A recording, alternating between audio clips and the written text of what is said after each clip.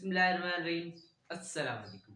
My name is Zulfikar Ali and today we are going to discuss the structure of enzyme.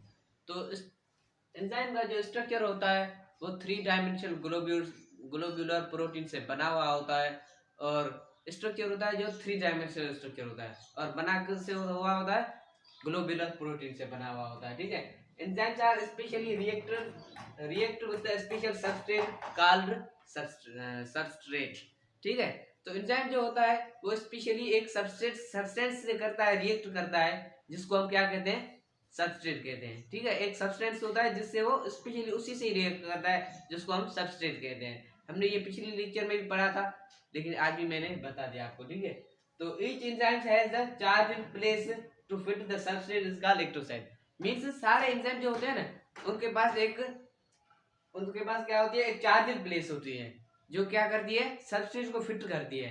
मतलब जो ये enzyme है ना, इसके पास ये चार्ज इन प्लेस है, यहाँ ये दिख रहे हो ना, ये वाली साइड जहाँ सबस्ट्रेट आकर, ये सबस्ट्रेट है, ये यहाँ आकर फिट होगा, इसको हम क्या कहते हैं, ये जहाँ सबस्ट्रेट आकर फिट होगा उसको हम क्या कहते हैं, एक्ट्रोसाइट कहते हैं। क्या कहते हैं, एक्ट्रोसाइट कहते हैं। अब एक्ट्रोसाइट पे आप कहेंगे चार्ज कैसे आएगी, तो जो एक्ट्रोसाइट है ना, वो किससे बनी हुई होती है, प्रोटीन से बनी हुई होती है। और प्रोटीन जो है वो किससे बना हुआ होता है, अमाइनो एसिड से बना होता है। किससे बना हुआ होता है, अमाइनो एसिड से।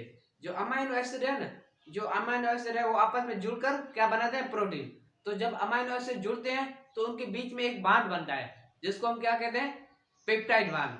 पर फिर अगर एक अमाइनो एसिड दो अमाइनो एसिड आपस में जुड़े हैं तो एक अमाइनो एसिड का पेप्टाइड बांध बनेगा। ठीक है, लेकिन अगर बहुत सारे अमाइनो एसिड आपस में जुड़े तो पेप्टाइड बांध कितने बनेंगे, मैनी बनेंगे, यानी कि हम कह सकते हैं पॉलीपेप्टाइड चेन बनेगी।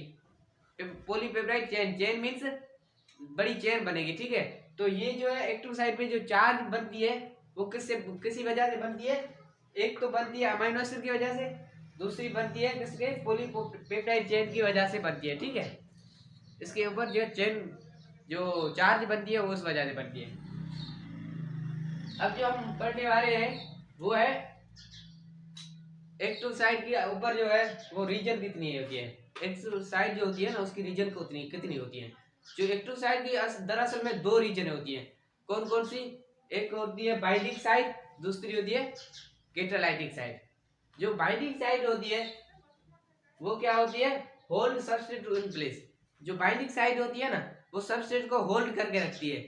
ये देख रहे हो आप एक एग्जाम में, तो इसकी जो बाइंडिंग साइड होती है वो क्या होती है, नीचे जो आप दिख रहे हो ना, देख रहे हो, ये जो साइड होती है इसको हम क्या कहते हैं, बाइंडिंग साइड, जो होल्ड करके एंजाइम को रखती है, तो सबस्ट्रेट को रखती है। ठीक है, तो जो सबस्ट्रेट को होल्ड करके रखती है उसको हम कहते हैं बाइंडिंग साइड। और कैटालाइटिक साइड कौन सी होती है, जहां सबस्ट्रेट आकर रिएक्शन प्लेस मतलब जहां रिएक्शन होता है उसको हम क्या कहते हैं, कैटालाइटिक साइड। और जहां सबस्ट्रेट आकर बाइंड हो उसको हम क्या कहते हैं, बाइंडिंग साइड। देख रहे हो ना, ये नीचे वाली साइड, ये नीचे वाली मैं आपको दिखा देता हूँ। ये यहाँ से आप दिख रहे हो ना, ये जो साइड है इसको हम कहते हैं बाइंडिंग साइड। और ऊपर से आपको दिख रही है ना ये साइड, इसको हम कहते हैं कैटालाइटिक साइड। ठीक है, तो अब हम पढ़ने वाले हैं स्ट्रक्चरल पार्ट ऑफ एंजाइम। तो अब हम आ चुके हैं स्ट्रक्चरल पार्ट ऑफ एंजाइम। तो एंजाइम जो होते हैं, कुछ एंजाइम जो होते हैं वो प्रोटीन के बने हुए होते हैं, और कुछ एंजाइम जो होते हैं वो प्रोटीन और नॉन प्रोटीन पार्ट से बने हुए होते हैं।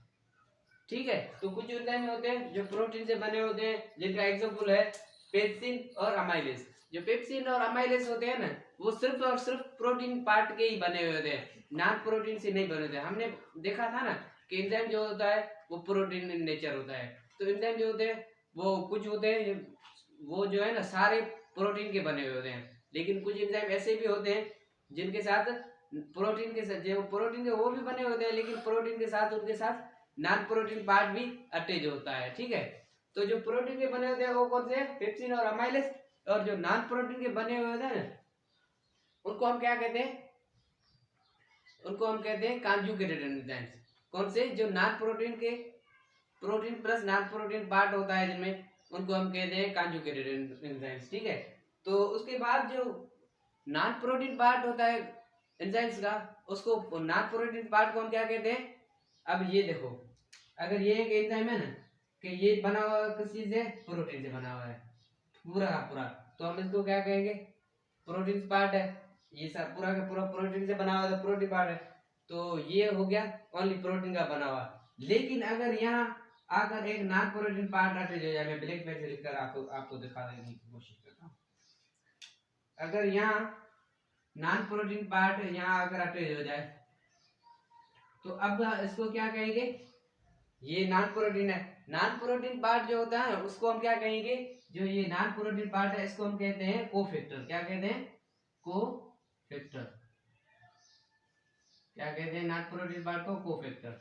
ठीक है, जो नॉन प्रोटीन पार्ट होता है उसको हम कोफैक्टर कहते हैं। लेकिन अगर इसके अंदर जो नॉन प्रोटीन पार्ट उसके हमने कॉन्जुगेटेड के अंदर, ठीक है, जो कॉन्जुगेटेड होता है उसको अंदर नॉन प्रोटीन पार्ट उसको कोफैक्टर, और जो प्रोटीन पार्ट उसको हमने क्या कहा, प्रोस्थेटिक सॉरी एपो एंजाइम।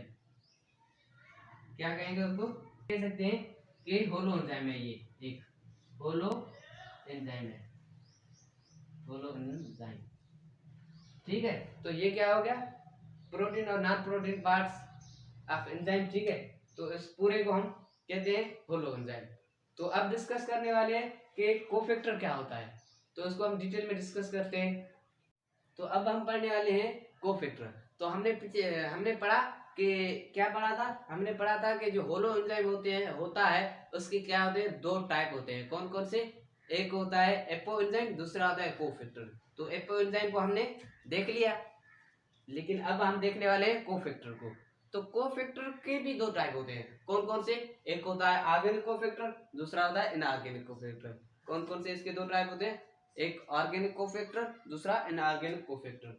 तो ऑर्गेनिक कोफैक्टर जो है वो क्या होता है, वो भी दो हिस्सों में डिवाइड होता है, दो ग्रुप्स में डिवाइड होता है। कौन कौन से उसके ग्रुप्स होते हैं, एक होता है कोएंजाइम, दूसरा होता है प्रोस्थेटिक ग्रुप। तो कोएंजाइम क्या होता है, जो कि फर्दर, कोएंजाइम क्या होता है जो कि फर्दर मतलब डीअटैच हो जाता है। मतलब ये एक एंजाइम है, लेट सपोज मैंने यहाँ बनाया हुआ है तो मैं दिखा दे रहा हूँ, ये एक एंजाइम है, इसके ये लेट सपोज ये एंजाइम है ना, तो इसके ऊपर जो ये मतलब कोएंजाइम है ना, ये लेट सपोज ले लेते हैं कौन सा है, कोएंजाइम है। कोएंजाइम जो उसके ऊपर अटैच तब होगा जब ये सबस्ट्रेट आकर इस पर अटैच होगा। जब ये सबस्ट्रेट यहाँ से चला जाएगा ना, तब ये कोएंजाइम जो है ना वो भी चला जाएगा, कोएंजाइम जो कोफैक्टर है ना वो भी चला जाएगा। मतलब ये टेम्परेरी होगा, परमानेंट नहीं होगा। ठीक है, टेम्परेरी होगा, मतलब उतने टाइम तक होगा जब तक सबस्ट्रेट यहाँ होगा तब तक होगा, जब तक सबस्ट्रेट नहीं यहाँ से चला जाएगा तब ये भी उसके साथ चला जाएगा। ठीक है, तो उसके बाद हम आते हैं किस पे, उसके बाद हम आ जाते हैं प्रोस्थेटिक ग्रुप। तो प्रोस्थेटिक ग्रुप वो होता है जो कोवेलेंटली बॉन्डेड होता है, मतलब वो तब मतलब परमानेंट अटैच होता है। ऐसे कि ये अब इसका सपोज कर लेते हैं कि ये प्रोस्थेटिक ग्रुप है। ठीक है, कौन सा ग्रुप है, प्रोस्थेटिक ग्रुप कोफैक्टर है। ठीक है, तो ये प्रोस्थेटिक ग्रुप कोफैक्टर जो होता है वो मतलब तब तक अटैच होगा जब तक मतलब जब तक ये डीनेचर नहीं होगा तब तक ये अटैच ही होगा, जब तक डीनेचर नहीं होगा तब तक ये अटैच होगा। मीन्स अगर सबस्ट्रेट चला भी जाएगा ना तब भी ये अटैच होगा, सबस्ट्रेट जब आएगा तब भी अटैच होगा, सबस्ट्रेट चला जाएगा तब भी अटैच, मीन्स ये परमानेंट अटैच होगा। तो अब हम आ जाते हैं इनऑर्गेनिक कोफैक्टर। जो इनऑर्गेनिक कोफैक्टर होते हैं ना, जो मेटेलिक आयंस होते हैं वो इनऑर्गेनिक कोफैक्टर होते हैं। ठीक है, तो जो मेटेलिक आयन होंगे वो डीएटएच बोलोगे, मीन्स जब इनका काम खत्म होगा तब ये डीएटएच हो जाएंगे। कैसे, जिस तरह ये एक एंजाइम है, इसके ऊपर जो है ये लेट सपोज लेते हैं ये एक कोफैक्टर है, लेकिन कौन सा है, इनऑर्गेनिक कोफैक्टर है। जब ये सबस्ट्रेट इस पर बाइंड होगा ना तब ये इनऑर्गेनिक कोफैक्टर इस पर अटैच आकर हो जाएगा। लेकिन जब सबस्ट्रेट यहाँ से प्रोडक्ट में कन्वर्ट होकर चला जाएगा ना तब ये क्या होगा, तब ये डीएटएच होगा। ये होता है टेम्परेरी बॉन्ड, परमानेंट नहीं होता। ठीक है, तो मिलते हैं अगली वीडियो में, तब तक के लिए अल्लाह हाफिज।